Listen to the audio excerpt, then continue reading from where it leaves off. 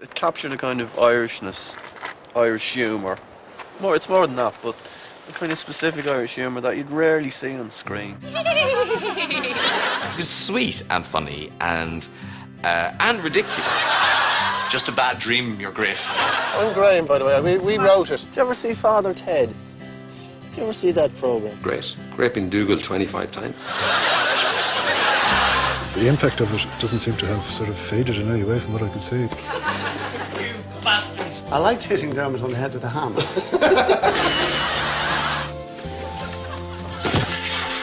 Where your mind goes blank because of, your head has just been frozen. The man himself. Wonderful. It was always good. It ended good. We stopped it before people got sick of it. You can't really ask for anything better,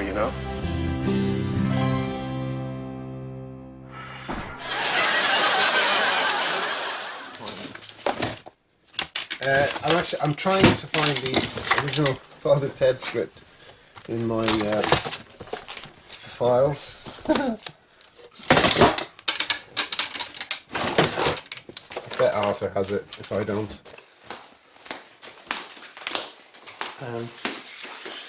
Irish Lives, Father Ted Craggy. Now this is interesting because it says 1990 on it, so that means we must have written it here before even Graham had gone to London. It's actually the original script that led to Father Ted, because Father Ted started off. It wasn't a sitcom about Ted at all. It was a documentary series about 6 different Irish characters. So Ted was just one of these. It's a perpetually jolly and rather sad man. That's the first description of Ted, who through some terrible accident of fate has found himself in the priesthood. Arthur understood that whole language of priests, that kind of lightness. Good God, look at the time. I'd better be going, Ted. Oh.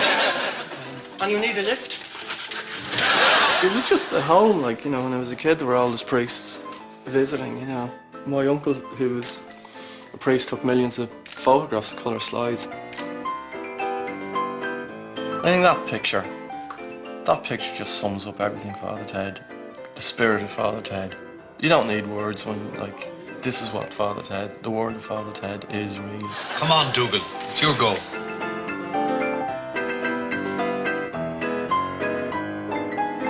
Pearls before swine.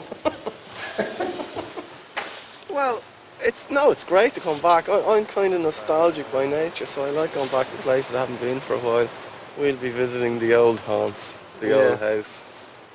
I'm kind of curious, but I'm not really a sentimentalist about things. I expect you live in the now. I expect to remain unmoved. in a cold-hearted, cynical way. I'm living in London now, and I don't give a damn about this place. Oh my God, is that it? Whoa! That's a boxy car.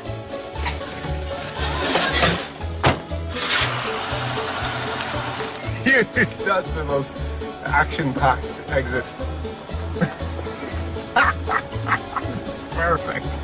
You're a great interest in fashion, don't you, Graham? I do. I'll be dropping in there later.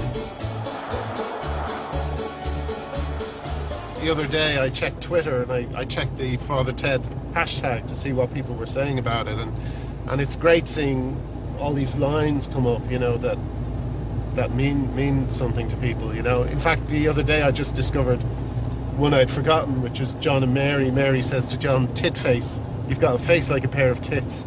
That's beautiful writing. I think that's beautiful writing. It's been a tremendous boost to Irish culture, I would say.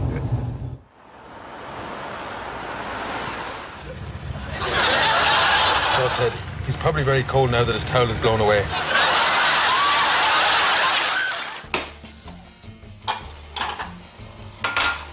Do you want tea or anything yourself? No? Have one of those coffees. With milk, latte, pipe, style. Yeah. People will say to you, "Oh, you look like Dougal," and well, yeah. I mean, it's very hard to avoid. I think the voice is a bigger giveaway. In terms of the impact of Father Ted as well. Like, I guess it was hard just to slip back into stand-up. Solely just set yourself up as a stand-up comedian again and just tour as I had been doing before that.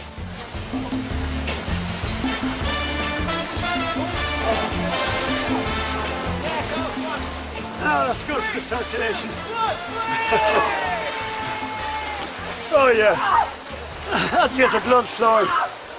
Recommend that for anybody. I have Father Jack's teeth. These are the actual Father Jack teeth, of course. So when I put them in, it puts you into character a bit, Take off! Can we go then from the top? With the window just Dermot. a bit. Because you just fired and go, oh, smell of the countryside. The moment's passed. Stand by, Andy, here we go. It's a shame Pauline's not here. I'm sure she would have plenty of insights and observations about our time together. But I kind of understand the reasons why she isn't. I think that's fair enough. I mean, she's closely identified with the Mrs. Doyle character, and as an actress, she wants to get away from that. All this wealth of material and photos. Yeah, there was a wonderful innocence about Dougal and Father Ted that kind of made them very endearing. And there he is, the man himself. Wonderful. I've never seen kicking Bishop Ben up the arse. I've never watched it. I see it in shop windows, and at home you go through the room, it's on, and I've been on planes when it's on, but I've never actually sat down and watched it because I find that too painful. Because we had such fun doing it. It was just such a blast. And I think he had a great career ahead of him when he sadly left us. It's great that he's still there in terms of audiences, who have yet to discover Father Ted. Because it was, I think, one of the great comedy performances.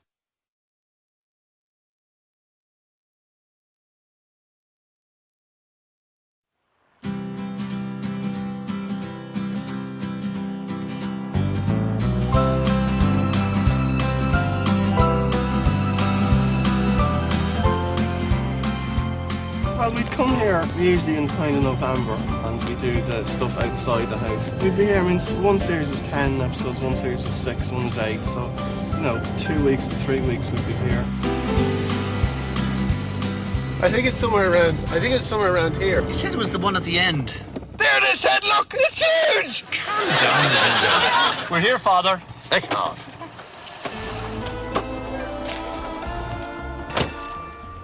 Yeah. Do you know what was filmed here? Do you know where we filmed it? You filmed it a bit back there where the bench is. There. Really? Yeah. Father Ted, we watched him many a day here. What, you actually saw it being shot? We did, yes. Did you? Yes. Good Lord. We have a mobile home on the side, so... Oh, I see. I remember the old one, the small little one The that old they one had was here, the here. one that they rocked from side to side. Did it tip over? I forget. It did, yes, they tipped it over, that's yes. That's right. Yes. So you saw it being We done? saw it That's all being amazing. filmed. There's probably no one in Ireland who hasn't seen an episode or loves everything about it. That dog, he probably loves it. Did you ever see Father Ted? Did you ever see that program? Isn't that sweet? Okay. I've 2 boxes in the attic full of these tapes, and most of them are quad splits, that's a 4-way split for the studio. I've also got, from the locations, I've got the location rushes for all this, VHS tapes. And I haven't had this stuff out in years. Let's play some Scrabble. Yeah, brilliant. Did you bring the travel Scrabble? I brought the normal Scrabble and the travel Scrabble, Ted. Yes, you could hear your voice starting to go there, couldn't you? Did you bring the copy of Playboy? Because the audience can see all this and hear it, And sometimes it's good to let the audience hear that stuff. It just adds to the fun. You just had all this time, because I wasn't involved in any of the technical aspects, to kind of come up with more gags, So it was like, this is I remember we were in a field and we saw some cows, and that's where the near far away thing came from, you know. Maybe the most famous which joke. has become the big joke of the show. So the audience can't see that yet. That main is what the audience see. It's also interesting when as soon as you cut to it that you get a laugh. I don't know why. 5 seconds. 4, 3. Plastic cows on a priest's table is funny. Isn't it? Okay, one last time. These are small, but the ones out there are far away. I love the wave, the way the laughter's in a wave. It takes a few seconds. You know. Small, far away. Ah, forget it. We just wanted to create this kind of odd world that was outside of everything, and then we felt that we could have a free reign. We wanted to make an Irish sitcom with all the kind of insanity of the young ones and the cleverness of Blackadder and the kind of farce elements of Fawlty Towers. You know, these were the things that we grew up loving. But also all that Irish madness. That's what gave us our voice, really, isn't it? Yeah. Just move it over here. It's what, 6 feet? God, it's lovely out. Craggy Island had to look bleak and remote, and the last place on earth you want to be stuck, isn't it? The guys were never into pretty. The guys were never into let's have it looking beautiful and stuff like that. It had to be a bit shit, you know. It had to be a bit cold and damp and miserable, and a place you just didn't want to hang out in for very long. But yeah, this is like, you know, if you're going to have a picnic on Craggy Island, then you want to find the most inhospitable kind of landscape you can find. So this is perfect, really. It's almost like this was Ted's best bet. On top, is it? And roll, please. Great. Here we go. It was shot, I'd say, a little bit crudely, just nature of the beast, the amount of stuff we had to get through. This is my fuppin' spot. Get the fuck off. There would be times on location when, you know, I know the cameraman would like another 10 minutes to light it, and I go, it's not going to get any funnier. And also with the guys, they come out in the rehearsal scene in the cold. It's kind of funny. You better shoot it the next time, because you're going to make them rehearse it. By the time you shoot it, it's not going to be funny anymore. And particularly those guys, because they weren't actors, it was good the first 2 or 3 times. That's why you rarely see us going past 3 or 4 takes. I guess Frank and Pauline had more acting experience, and myself and Dermot, we were coming from strictly a comedy background. Certainly to begin with, I wouldn't have been a very confident or assertive person. But I think I had an inner confidence, like just in terms of trusting my instincts to some degree. I used to kind of zone out a bit about a half an hour before the recording, and kind of become Dougal in a way, but not in any kind of methody kind of way. It's funny, once you put on the costume, once you put on the gear, I used to become Dougal.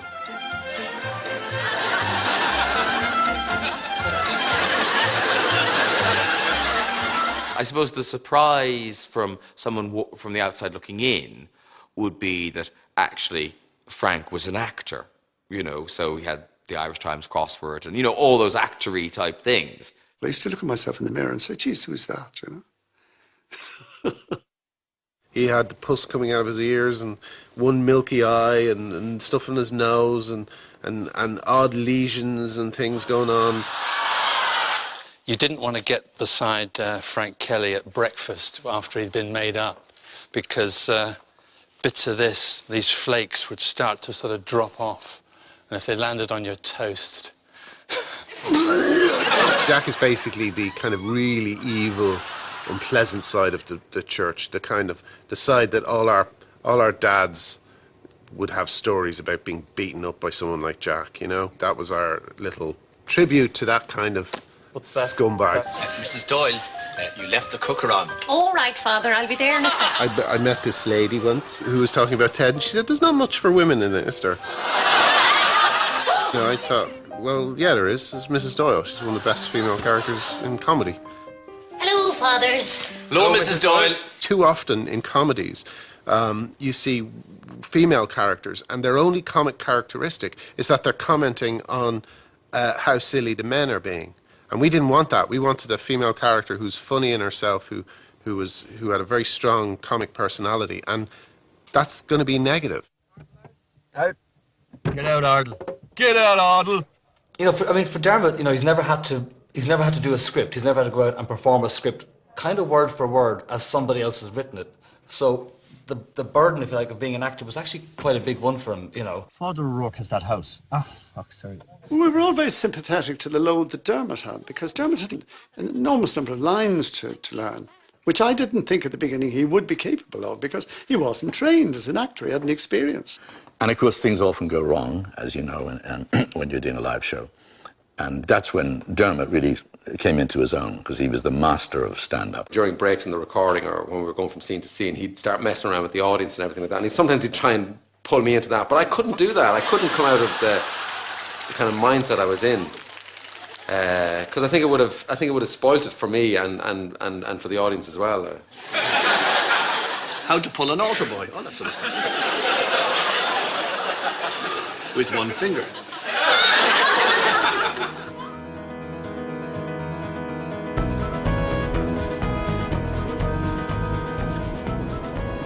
I did have a bit of a comedy crush on you, though. I did. I felt giddy when you were around. Stop it. No, it's true, because you were so funny. It was a synthesis of two different kinds of people. The kind of youthful, terrific enthusiasm of Graham, and Arthur's kind of older wisdom. It's just a really good dynamic, you know, but for also comedy it writing. wasn't like, I don't think it's like a chalk and cheese thing. I think Graham and myself had the same sense of humour. I think that synthesis is what produced the chemistry of what makes Father Ted a success. There is the house, the Craggy Island house.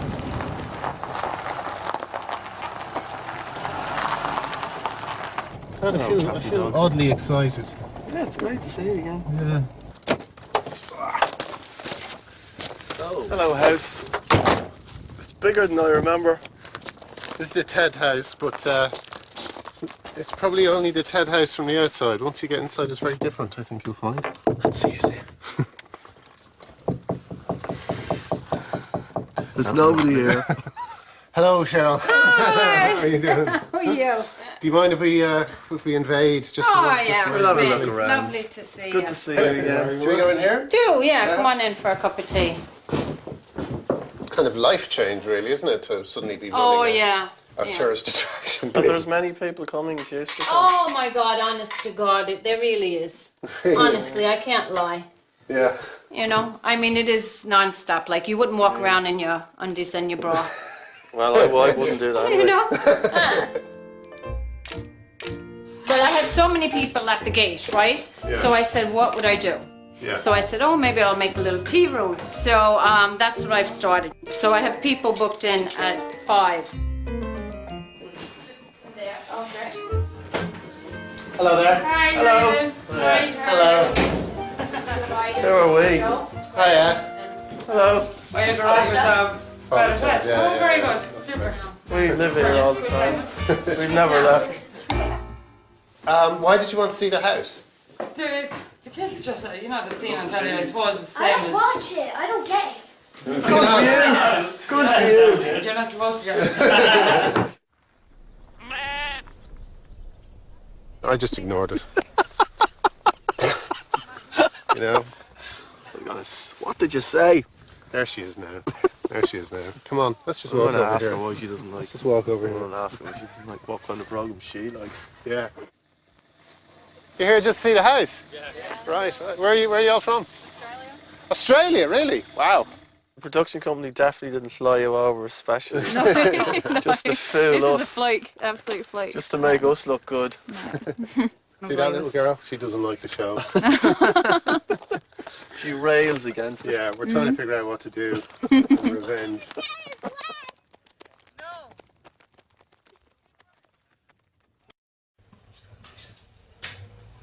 It was filmed in 94, I think, the series I did.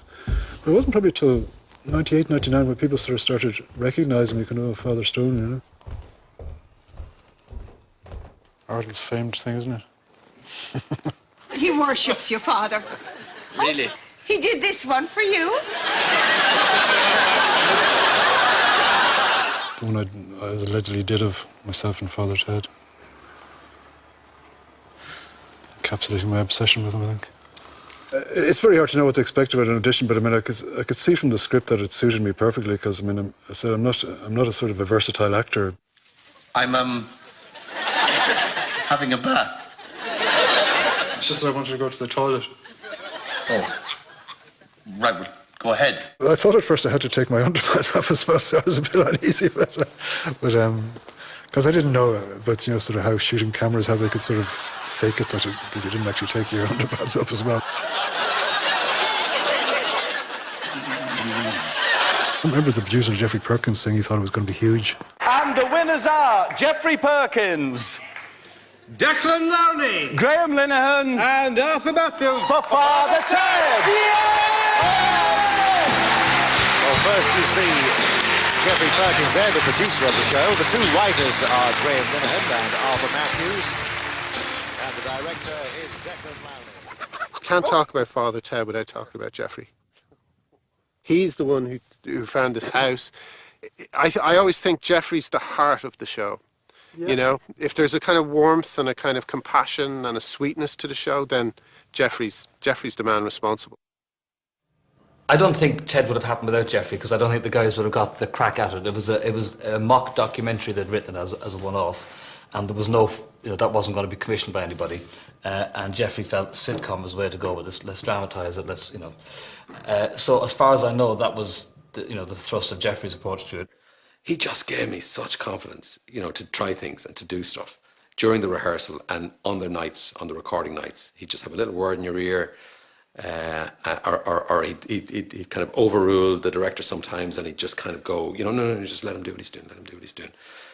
So, and like for me, who didn't know what I was doing, frankly, this was great. This was such a boost to the confidence that someone of his stature took such an interest and made such an investment in me.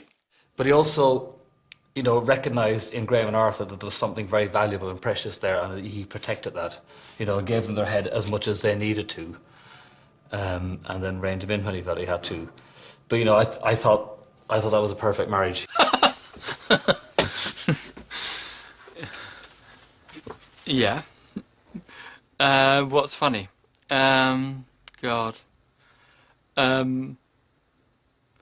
What's funny is Father Dougal sitting with a nun and pausing for a very, very long time and then turning to her and saying, "So then you're a nun." Graham taught me that. That's funny. It's surreal. It's an extraordinary experience, really, to be back in the territory. I haven't been back in the country, this kind of countryside since, and it's very special. It's a very different kind of countryside, I'm kind of hoping to see it for the first time, because like when you're doing a show like Father Ted at the time, it's also intense. You leave very early in the morning and you get home very late at night. You're working quite hard while you're there. It's true. So I actually don't remember the landscape at all. I'd say it's probably a Georgian design. Oh, there it is now. There you go. There you go. No, you do expect a statue there in the gateway. You do, don't you? You do expect to see Dermot getting into the car. Yeah. We'll get out. Have a look anyway.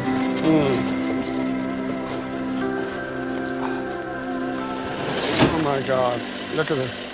Yes, the statue's gone, of course. It's been quite some time.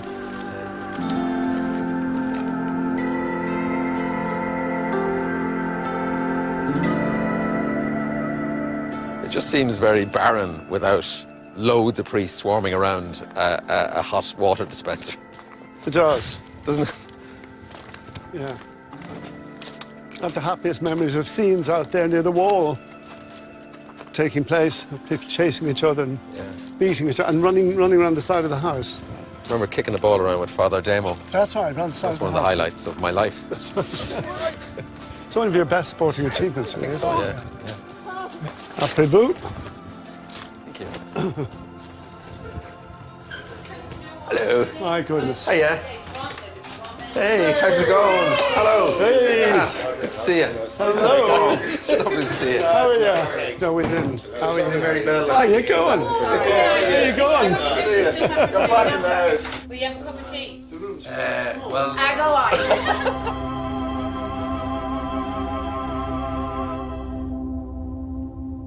Take a bun then. lovely. Are these your own buns? There you are.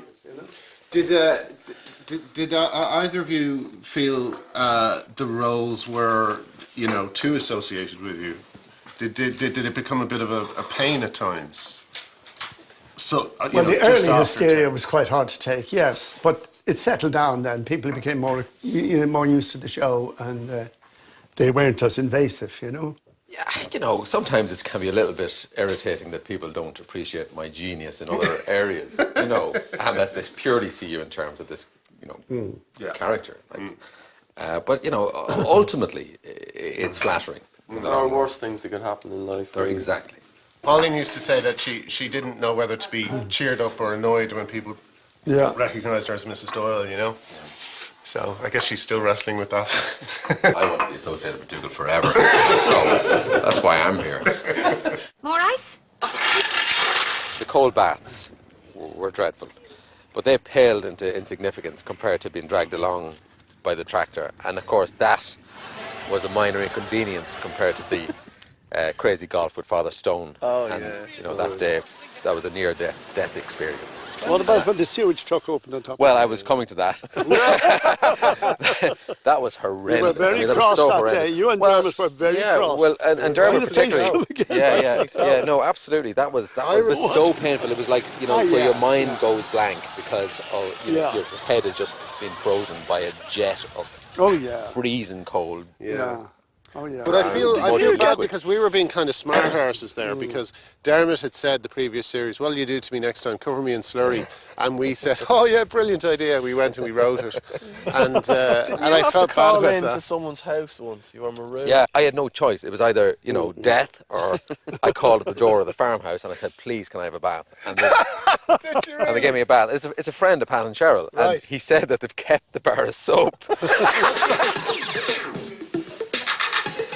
If you want to meet priests your own age, listen in on the latest gossip or simply have a bit of a laugh, then call Priest Chatback and speak to priests you want to know. The anti-church thing that people say it has, that was never there for me, and I don't think it was ever there for the guys. But I knew when I read it that I identified with it, I got it, it struck a chord. I remember priests coming who would come and visit sometimes on a Sunday and would sit in your parlour for 4 or 5 hours drinking tea. I mean, I would have to keep doing the tea thing over and over again. It was in our psyche. We knew about that stuff. I just found it easy to inhabit him. I just liked him so much. I thought I really have to try and bring this man in all his horribleness to the public. I did have the experience of going to the Christian Brothers for my education, for want of a better word. And there I met some very strange people indeed. You address me by my proper title, you little bollocks! I just remember those voices and those faces and the kind of sadistic, pitiless way they made fun of me. And the voice that eventually became Bishop Brennan, that's where it came from. A great, I guess, sense of getting my own back. Don't try my patience, Gilly! You kicked me up the ass! Try to deny it, and I will have you fed to the dogs! I always felt it in some way it put a human face in the church. It humanised these people. Monstrous as and all as some of them are, as, Father Jack is an outrageous creation.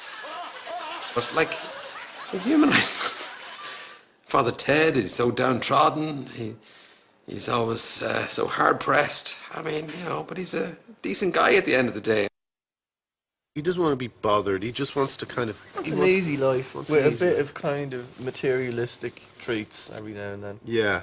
And he's just totally non-spiritual. So as we were writing, we used to say, oh, poor Ted. Yeah, we used to say that all the time. We would be laughing and then we'd just pause and we'd go, poor Ted. Oh, bollocks. Dougal and Ted are kind of Dumb and Dumber, I think. They're Laurel and Hardy. They're a classic double act. really imagine one without the other, I don't think. Don Quixote and Sancho Panza, you know, no matter how far back you go in literature, you're going to find these two together. Down with this sort of thing. Careful now. Anyway, you go up to bed. I'll be up in a minute. All right. Good night, lads. You'll be up in a minute? Yes, we sleep together. Anyway, who else do you know?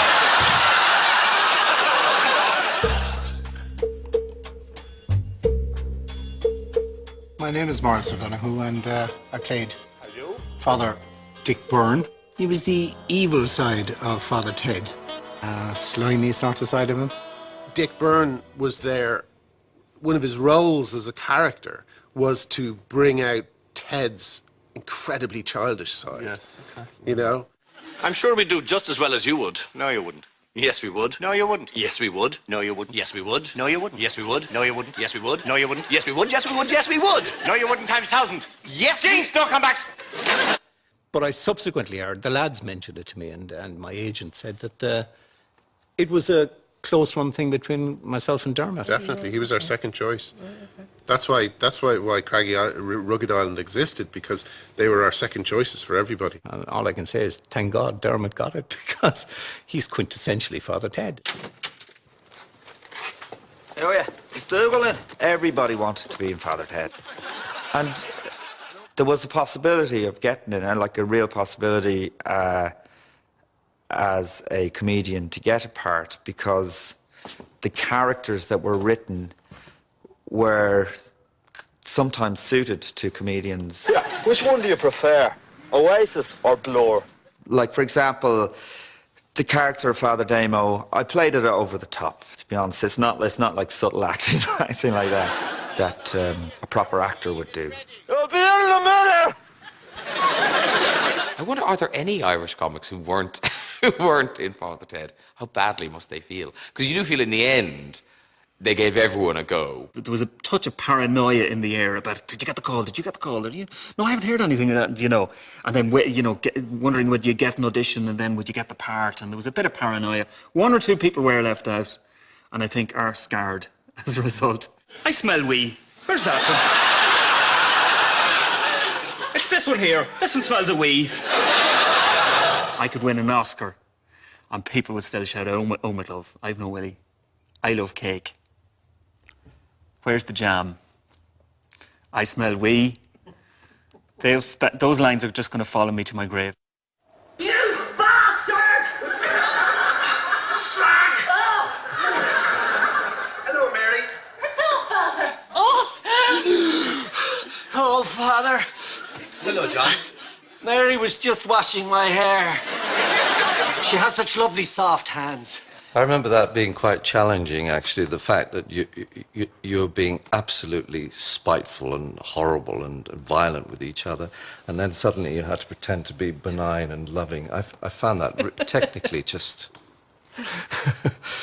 really, really hard. John and Mary was about the thing in Ireland that seemed to be very common, which was pretending everything's fine in front of a priest.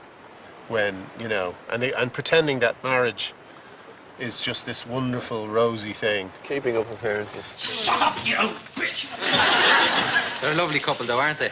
John and Mary. Ah, they are all right. It was great debate about, is this absolutely mad or is this funny? And I thought, no, this is going to work. I went on Right to Reply and argued against a second-generation woman from Irish woman from Manchester, who was telling me in a Mancunian accent that I was being anti-Irish. Why is it racist? Why is it stereotypical? Right.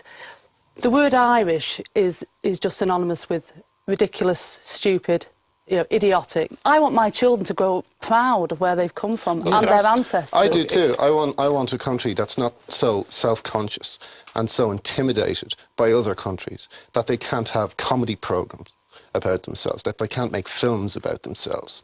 And I think to be honest, I think it's quite a ridiculous argument. But the initial response was just knee-jerk. It was fear of being made to look stupid.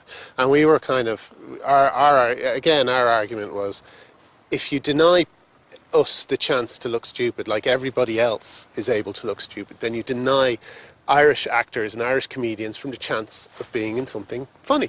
As an Irish person, I never felt uncomfortable watching it. I never felt, oh, like, it's all the things, you know, there are things you'd watch in Ireland maybe, and you'd kind of think that's very funny. I hope nobody English ever sees it. But Father Ted wasn't like that. You were quite happy to sit with English people and watch that, because it was sweet and funny and ridiculous, but not in a kind of cruel or malicious way. Sit down there and we'll have a bit of an old song. What can we sing? Will you sing one, Ted? No, I won't. Yeah, you will. You have a lovely voice. Very like Celine Dion. It's one of those sitcoms that just plays again and again and again, and every time it plays, it's a new audience. When I was just back in my school, and like these kids are 12 and 13, and they're going, "Oh, we love you in Father Ted." I was like, you weren't born. Like, for them, it must be like watching an old black and white film. That old man was in Father Ted.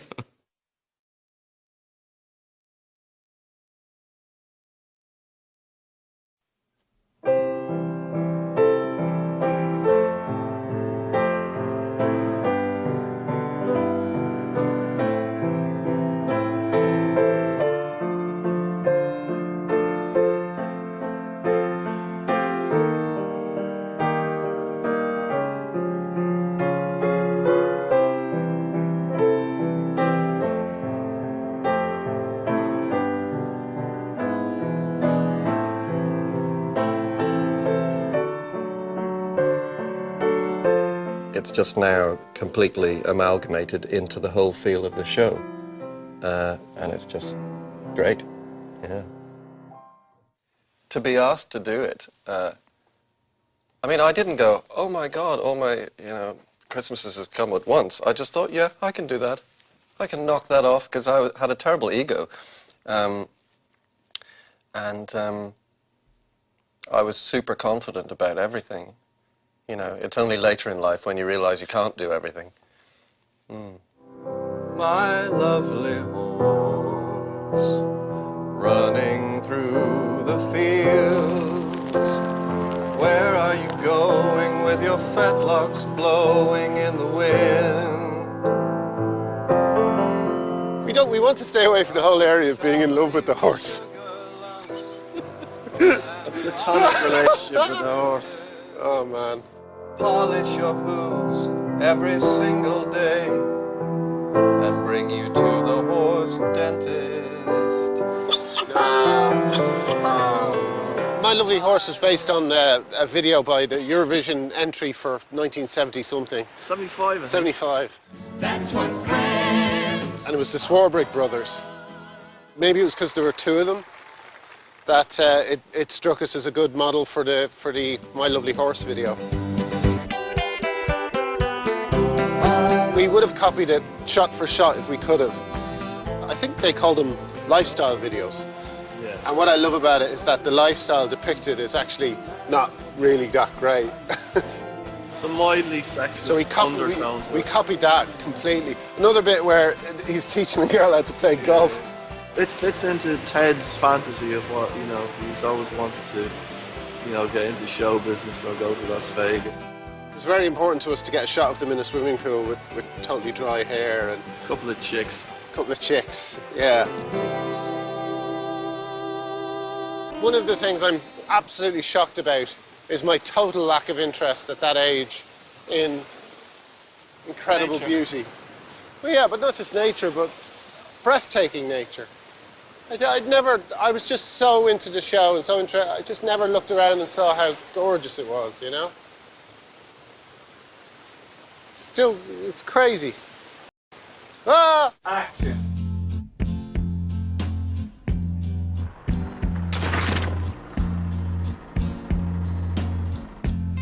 Much better than you, The location stuff on Ted was like a holiday before we really made the show, in a sense. We'd have this, although, no, that's not even true.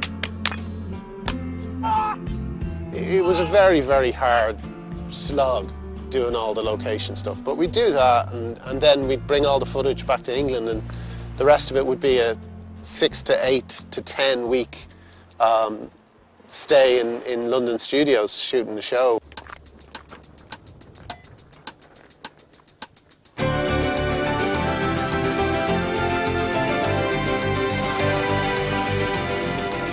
We're going into Studio 2 where we film the show, I believe. God, it's big, isn't it? Yeah, it's much more... Of course, all the here would be seats from here way back, I suppose. I mean, the thing about studio sitcoms is they're not easy to make. They're hard. They're really hard. They're done under incredible pressure. So there's no reason to do them. There's no good reason to do them except that I think they lead to, in the style of sitcoms we're doing, funnier sitcoms, you know? I mean, as Arthur says, if Father Ted was done without an audience, it would be a cold, miserable really affair, flat. you know? It was always a bit of a thrill going into the studio, seeing our sets, which had become a second home. You know, you were familiar with every little item of furniture, and so you liked being there. These guys had really thought everything through very clearly. It all worked very well. See, it's a great credit to them that we didn't have to do everything 13 times. The thing that was interesting about doing Ted and distinguished it from every other program I've ever done is that usually when you're back here and the scene has stopped filming, you hear the voice of the warm-up man doing warm-up. That's true. Warm-up. Yeah. But on Ted, you heard the voice of Dermot, who's basically, every time they yell cut, would just walk straight out to the audience and start doing his routine, you know? And it used to drive me mental, you know, because I was like, concentrate on the script. Fuck, I want you.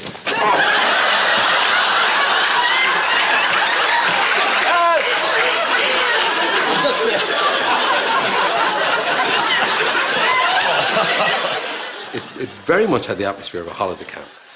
I mean, I think there was a giddiness about it that I haven't really witnessed since in anything I've done.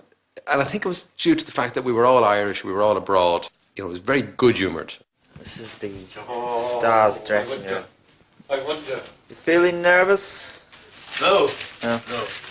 Rushing from the court.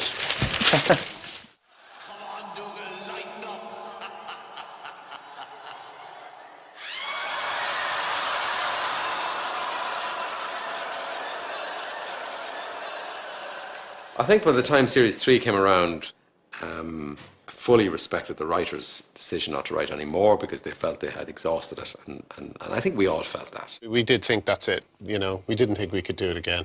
We thought we'd be repeating ourselves, and we thought we were really running out. We were really running out of things for Jack to do, and we were running out of ways for Dougal to be stupid. Great news. I've been asked to go and work in America. Really? As what? The story of the last episode as well. I mean, it's kind of moving and it's kind of poignant anyway. You know, it is a bizarre story. It's bizarre what happened. You wouldn't leave me behind, would you?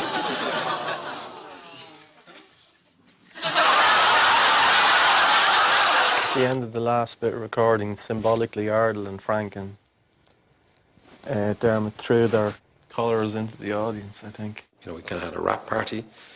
And it was all lovely, and then I don't know. The next morning, got a call from Dermot's assistant John to say that he died of a heart attack the night before at a dinner party. It was kind of utterly shocking for about a minute, and then then you think back and you think, well, God, he didn't look well, and my father, who was a medical doctor amongst other things, had said to me at the recording that Dermot didn't look well. It was quite traumatic because we'd been a very happy, busy, company, and suddenly this guy was dead. The morning I heard Dermot died, I was very upset and I cried and stuff. But then we just stayed in shock for I don't know. I'm still in shock about it. Oh yeah, Ted, you're here to stay with me and Mrs. Doyle and Father Jack forever and ever and ever and ever and ever and ever and ever and ever and ever and ever and ever and ever and ever and ever and ever and ever. And take everything away.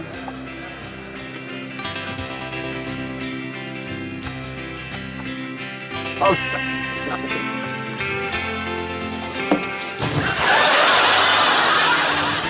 go on, Father. Have a cup. Just a little cup, just a drop. It's twice as big. Let's go. Could take a while, Dougal. Oh, Ted. Oh. Ring. Can we hold the ring? Thank you. Can we took the ring off our arses? You bastards. Look out, please. Hold your positions. Night, Dougal. Night, Ted.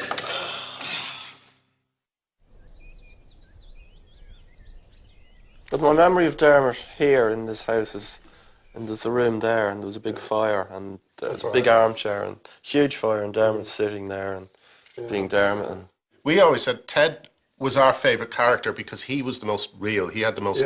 He had the most sides to him, the most depth. the one you empathise And I with, think he sometimes thought that we were giving you all the gags, but we weren't. We were, you know. And I not don't. at all, no. And Dermot. Well, he was like, you know, he was a nervy, insecure man, and he you know, and with poor discipline.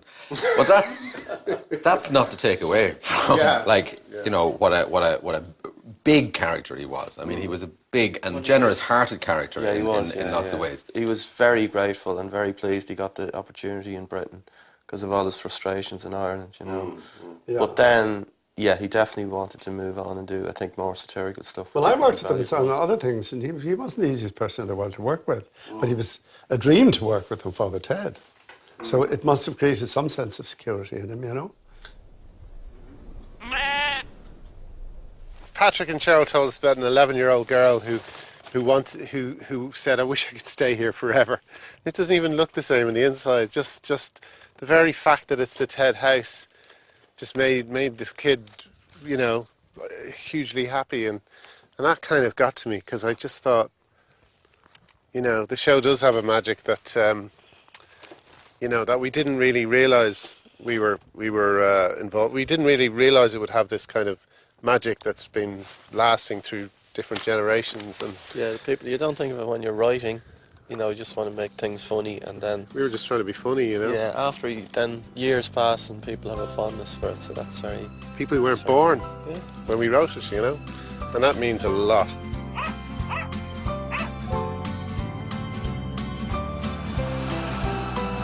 Bye, parochial house. See you in another 10 years, maybe. Great driving. Yeah, that was very smooth.